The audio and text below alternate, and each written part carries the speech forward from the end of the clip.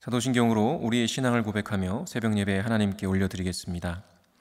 전능하사 천지를 만드신 하나님 아버지를 내가 믿사오며 그 외아들 우리 주 예수 그리스도를 믿사오니 이는 성령으로 잉태하사 동정녀 마리아에게 나시고 본디오 빌라도에게 고난을 받으사 십자가에 못 박혀 죽으시고 장사한 지 사흘 만에 죽은 자 가운데서 다시 살아나시며 하늘에 오르사 전능하신 하나님 우편에 앉아 계시다가 저리로서 산자와 죽은 자를 심판하러 오시리라.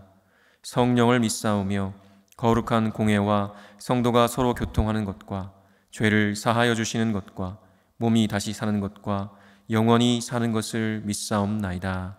아멘.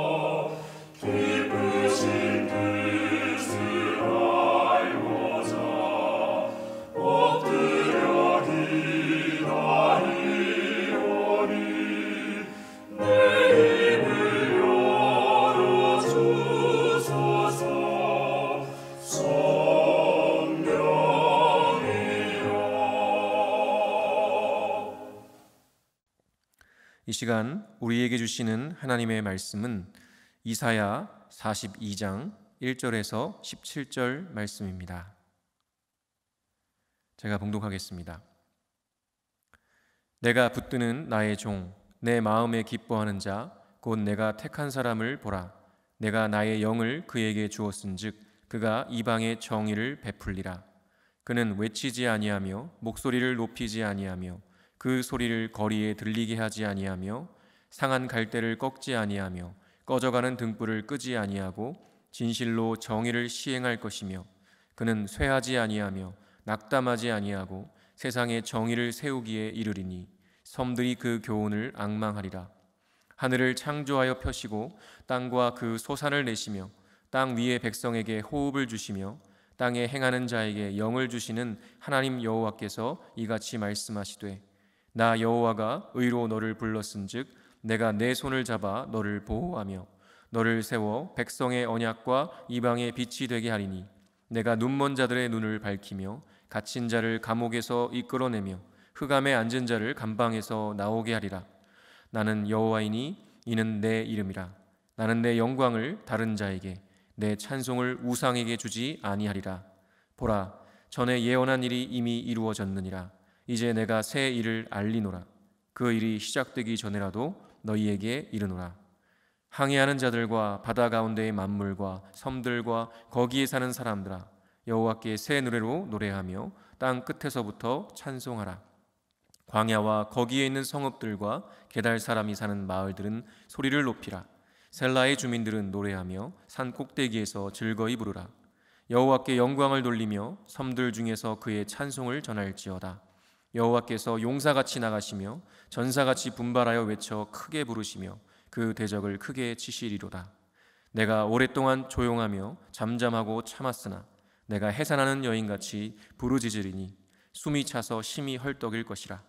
내가 산들과 언덕들을 황폐하게 하며 그 모든 초목들을 마르게 하며 강들이 섬이 되게 하며 못들을 마르게 할 것이며 내가 맹인들을 그들이 알지 못하는 길로 이끌며 그들이 알지 못하는 지름길로 인도하며 암흑이 그 앞에서 광명이 되게 하며 구분대를 곧게 할 것이라.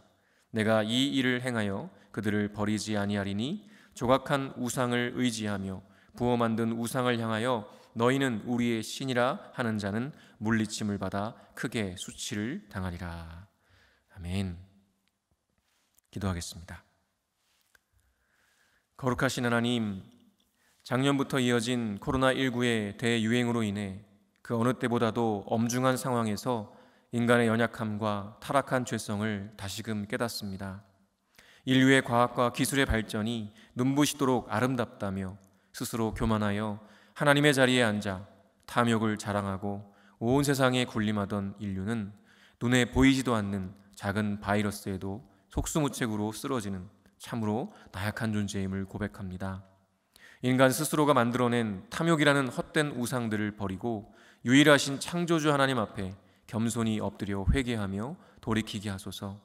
오늘도 주님의 말씀을 듣기 원합니다. 주님의 마음을 알기 원합니다. 듣고 깨달아 순종하게 하소서. 예수 그리스도의 이름으로 기도합니다. 아멘. 할렐루야. 오늘도 주님을 예배하는 자리에 서신 모든 분들을 주님의 이름으로 축복합니다. 오늘은 몰라도 너무 모른다라는 제목으로 하나님 말씀 전하겠습니다. 여러분이 가장 사랑하는 사람의 마음, 그 마음 잘 아시나요? 아마도 나 스스로는 잘 안다고 생각하겠지만 실제로는 잘 모를 가능성이 클 것입니다. 어떻게 아냐고요? 제가 사랑해서 결혼하고 16년째 함께 가정을 꾸리고 있는 제 아내와 저를 보니까 알겠더군요. 제 딴에는 제 아내의 마음을 잘 안다고 생각하지만 나중에 알고 보면 아내의 마음은 제 생각과는 많이 다른 경우가 꽤 되었습니다. 사랑하는 사람의 마음도 제대로 모르는 남편이 바로 접니다. 그뿐인가요? 눈에 넣어도 아프지 않을 것 같은 아들이 있는데요. 제 아들 마음은 잘 알까요? 역시나 잘 안다고 착각하고 있을 뿐 실제로는 아들의 마음도 제대로 알지 못하는 아빠가 바로 접니다. 사실 저 자신의 마음조차 모를 때가 많은데요. 누구의 마음인들 제대로 알겠습니까? 그렇다면 하나님의 마음은 잘 알고 있을까요? 사람 마음도 모르는데 우리가 어떻게 하나님의 마음을 제대로 알겠습니까? 어찌 보면 잘 모르는 것이 당연한지도 모르겠습니다. 그런데요, 사실 사람들은 때로 자기 마음이 어떤지 상대방에게 들키는 것을 별로 좋아하지 않습니다. 그래서 꼭꼭 숨기죠. 그리고 때로는 빙빙 돌려서 표현하기도 합니다. 그러면서도 어떤 때는 그 말하지 않은 자기 마음, 빙 둘러서 표현한 자기 마음을 알아주기를 바라기도 하죠. 정말 사람은 복잡한 존재입니다. 알다가도 모르겠습니다. 그런데요, 하나님은 그런 우리와는 다르십니다. 당신의 마음을 우리에게 계속해서 말씀해 주시죠. 사실 저와 여러분은 이미 하나님의 마음, 하나님의 뜻이 무엇인지 상당히 많이 알고 있습니다. 왜냐하면 우리에게 하나님의 마음과 그 뜻을 담은 성경을 주셨기 때문입니다. 성경을 읽어보면 하나님의 마음이 어떠신지, 하나님의 뜻이 무엇인지 계시해 주셨죠. 그러니 하나님의 뜻을 모르겠다고 발만 동동 구르고 답답해하지 마시고 성경을 펼치고 읽어보십시오. 그러면 그 말씀을 통해 성령 하나님께서 깨닫게 해주실 것입니다. 그럼에도 답답하시다면 대부분 하나님의 뜻이 아니라 내 뜻을 하나님께서 인정해 주시기를 바라기 때문일 것입니다. 말씀을 대하는 우리의 자세는요, 겸손과 순종입니다. 그렇지 않고 내 생각을 합리화하기 위한 방편으로 말씀을 대한다면 그것만큼 불경한 죄가 또 어디 있을까요? 그래서 우리는 하나님의 뜻을 이미 알지만 애써 모른다고 피하고 있지는 않은지 잘 돌아봐야 하는 것입니다. 오늘 우리가 살펴보는 이사야서의 말씀은 바로 우리처럼 하나님의 마음, 그 뜻을 몰라도 너무 모르는 이스라엘 백성들을 향한 하나님의 말씀이 담겨 있습니다. 지난 월요일부터 이사야서 40장 이후의 말씀을 함께 나누고 있는데요. 보통 40장부터 55장까지는 바벨론 포로기에 있는 이스라엘을 향한 위로와 소망의 말씀이고요. 56장부터 66장까지는 바벨론에서 해방되어 이스라엘 땅으로 돌아온 백성들을 향한 책망과 또 소망의 말씀으로 알려져 있습니다. 그래서 40장을 시작하면서 위로하라, 내 백성을 위로하라 라는 위로의 말씀이 선포되죠.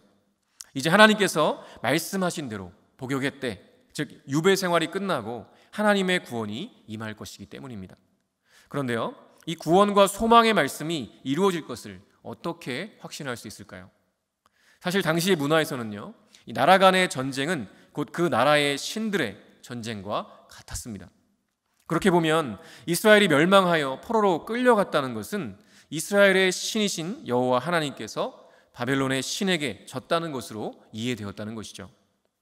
그런 상황에서 하나님께서 이스라엘 백성들을 그 포로에서 해방하여 구원하신다는 말씀은 어떻게 보면 이미 능력 없어 패배한 하나님이 또다시 어떻게 바벨론의 신에게서 자기 백성들을 구원한다는 말인가 하는 그런 의문이 들게 할 수 있었죠.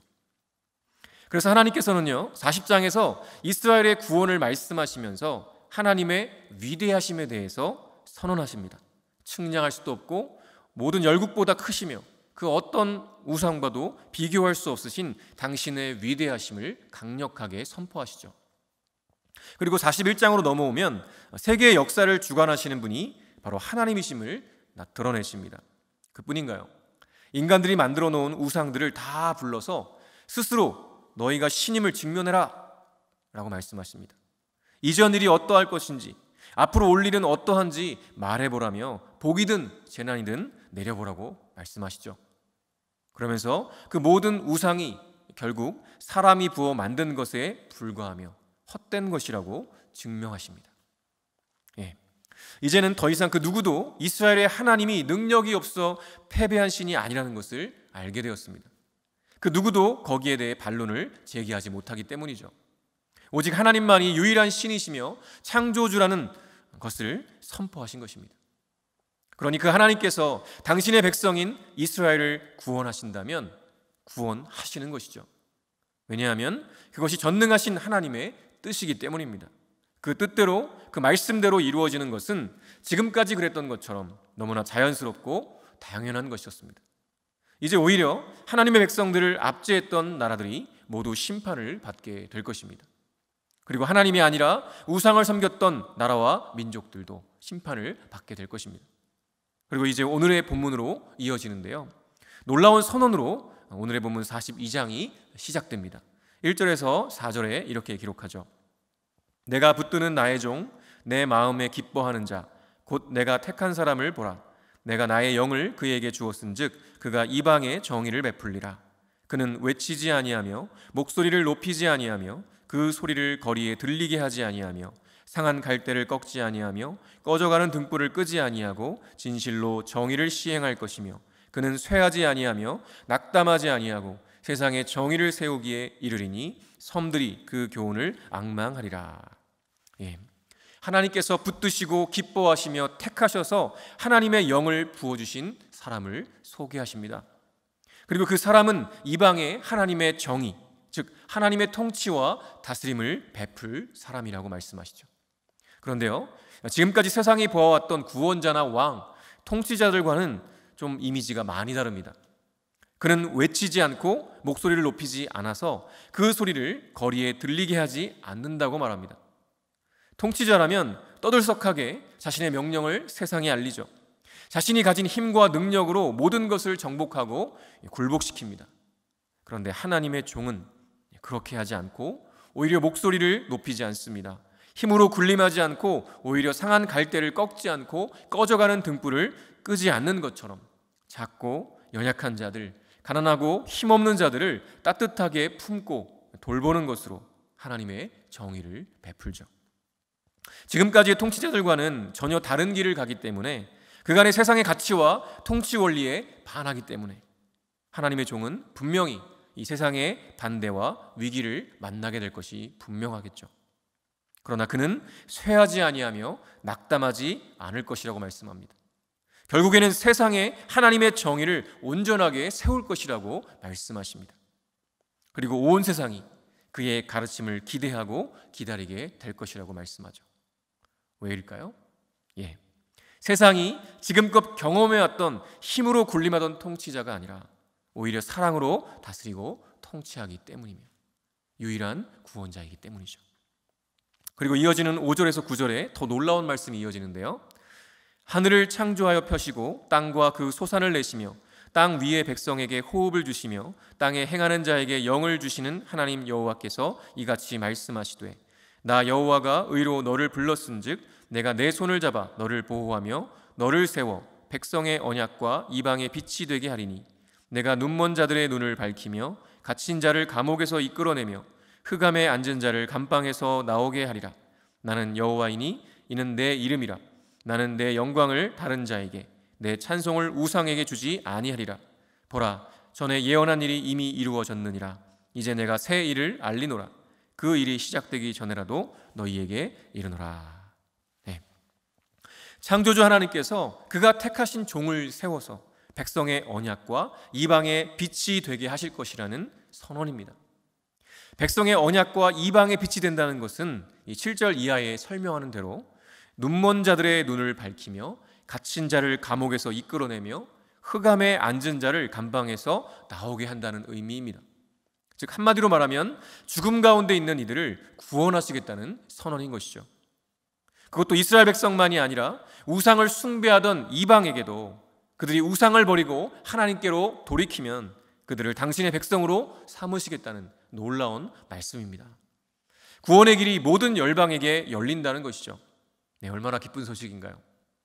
그리고 이어지는 말씀을 보면 모든 열방을 구원하시는 그 일을 이루시는 첫 걸음으로 포로로 유배되어 있는 당신의 백성 이스라엘을 구원해내시겠다고 선언하십니다.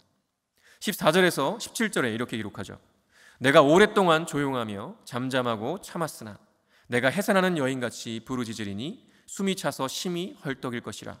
내가 산들과 언덕들을 황폐하게 하며 그 모든 초목들을 마르게 하며 강들이 섬이 되게 하며 못들을 마르게 할 것이며 내가 맹인들을 그들이 알지 못하는 길로 이끌며 그들이 알지 못하는 지름길로 인도하며 암흑이 그 앞에서 광명이 되게 하며 구분대를 곧게 할 것이라.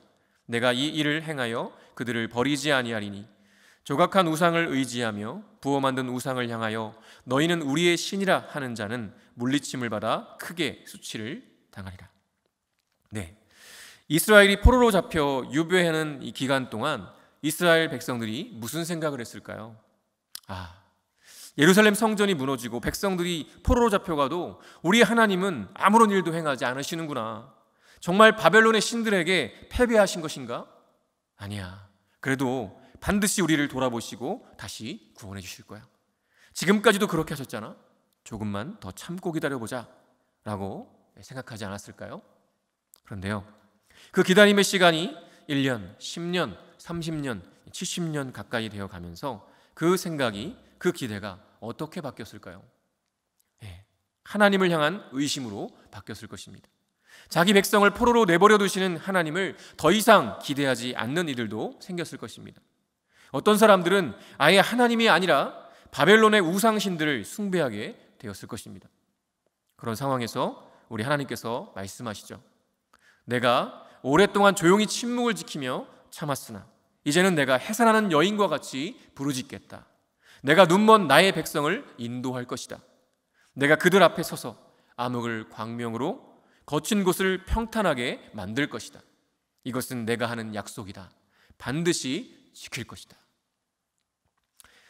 반드시 당신의 백성을 구원하시겠다고 선언하십니다.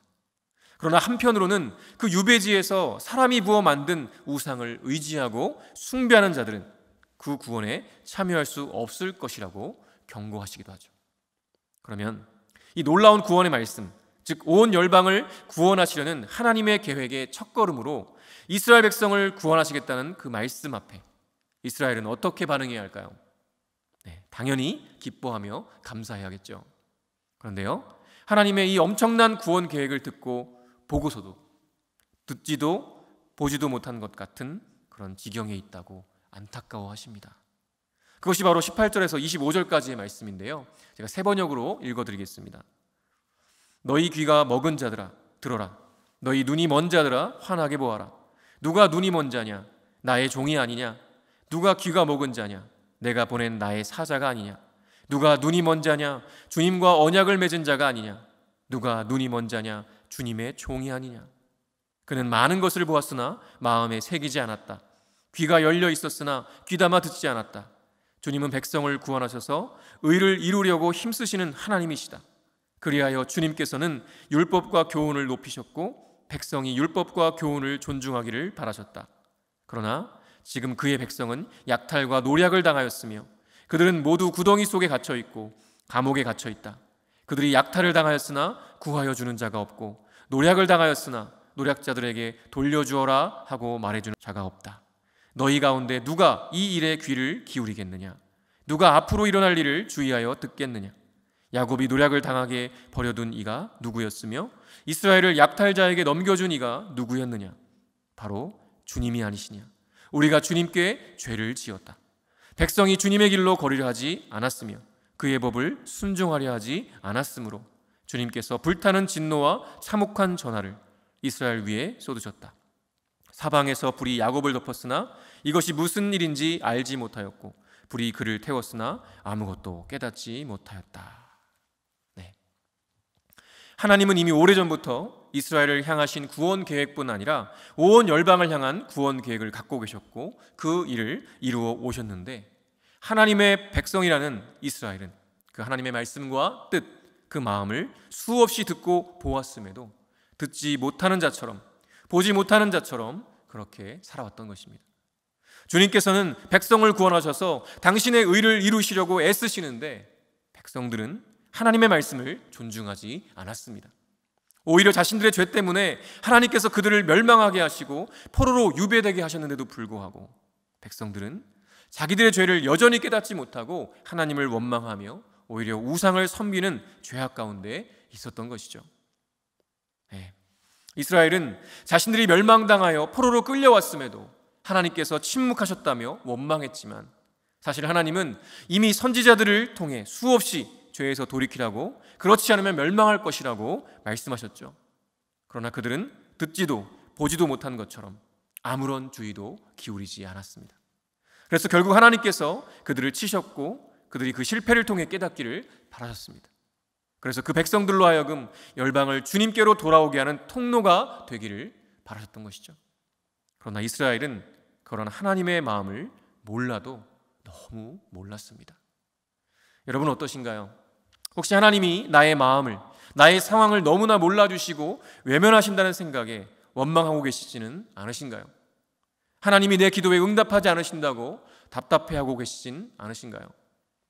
그러나 사실 정말 답답하고 화가 나는 것은 우리가 아니라 하나님이십니다.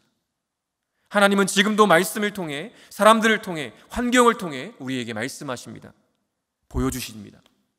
그럼에도 우리는 들어도 보아도 깨닫지 못하고 그렇게 하나님 마음을 모르고 내 생각만 하고 살아가는 것은 아닌지 우리는 진지하게 돌아봐야 할 것입니다.